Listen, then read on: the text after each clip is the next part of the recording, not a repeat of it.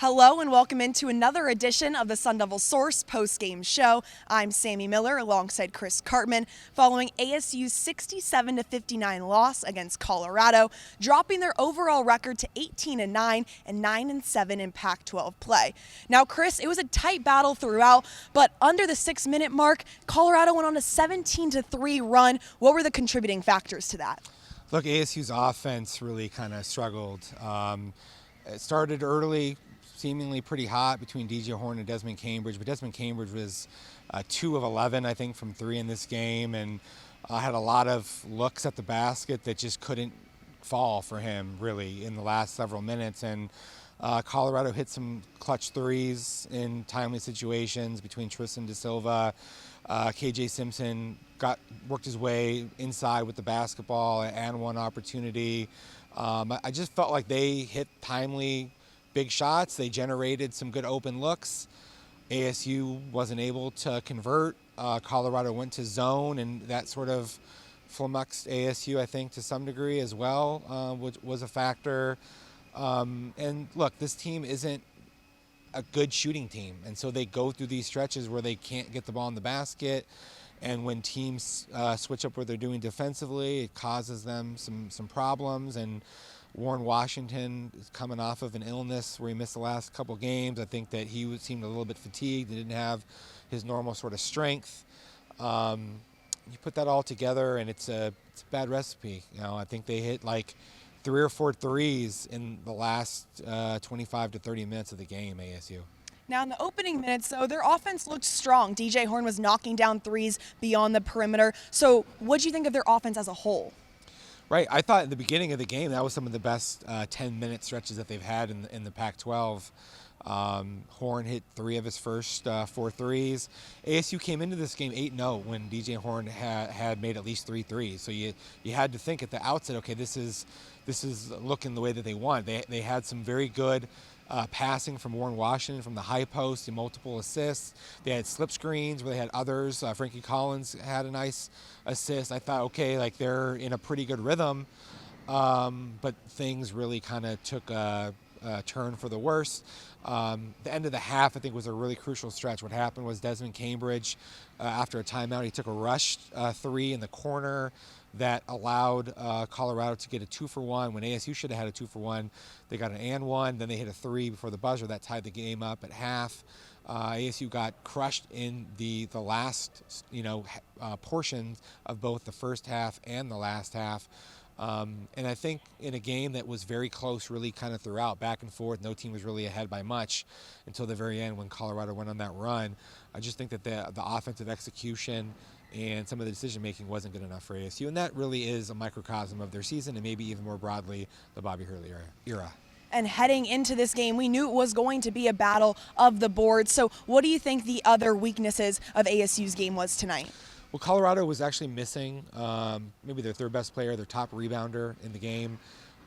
They had other guys kind of step up. O'Brien, I think, had 10 rebounds. They got second chance opportunities, that they were able to take advantage of. I thought ASU's bench had a particularly bad night. Luther Muhammad hit a couple shots coming onto the floor, but then really there wasn't much else. Like Duke Brennan was in like 12 minutes, he was like a -15. Muhammad was like a -13. When ASU took Horn and Desmond Cambridge out in the first half for about a 5-minute stretch, ASU had like 6 points in that 5 minutes after that early, really great 10 minutes start to the game. And I sort of wondered why Bobby Hurley was having both of those guys on the bench simultaneously. I don't know that you can really go 10 players deep this late in the season with the type of limitations that some of those guys have coming off the bench. And not as good of a performance by Devin Cambridge. He tends to be a barometer, I think, for ASU overall. A quieter night. He missed some opportunities, I think, that were pretty important. Alonzo Gaffney has not been able to shoot the ball. They've used him in some high post situations against the zone, and he's missed. And so they're just so limited when they have 2 double-figure scorers, one of whom is a very low percentage shooting performance tonight, and that is just a bad recipe. And Bobby Hurley, at the end of the day, this is his 5th team in a row, I think, that has been outside the top 175 in three-point shooting. We know college basketball has trended the analytics toward being more increasingly three-point shooting, and that's a very bad sort of indicator of where you're at as a program. And I think that's a big thing that they're going to have to sort of resolve moving forward if he remains the coach at ASU. Now, Chris, every player, every coach wants to dance in March. That is always the goal. And tonight seemed like it was a must-win for the Sun Devils. They weren't able to get it done, especially after their loss to Oregon at home. So what does this mean for their chances to get to March? Look, they were already like 68, 69 in the NCAA net. They're probably going to drop to outside of 70. You don't really have much of a chance unless you're in the 50s, right? So I thought that there was a plausible pathway had they beaten Colorado, Utah, USC on the road, that they could have still lost to UCLA and Arizona and been in decent shape if they won the first game in the Pac-12 tournament, which wouldn't be against either one of those teams.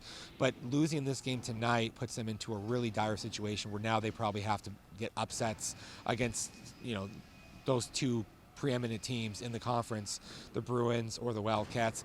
That is a bad situation to be in. I mean, the only other way maybe would be beat Utah, beat USC, and then make a deep run into the finals of the Pac-12 tournament, in which they play UCLA or Arizona, and then everything else kind of going right with the other bubble teams. And that's a walking a razor on a tightrope. I don't think that's there's very low chance of that happening.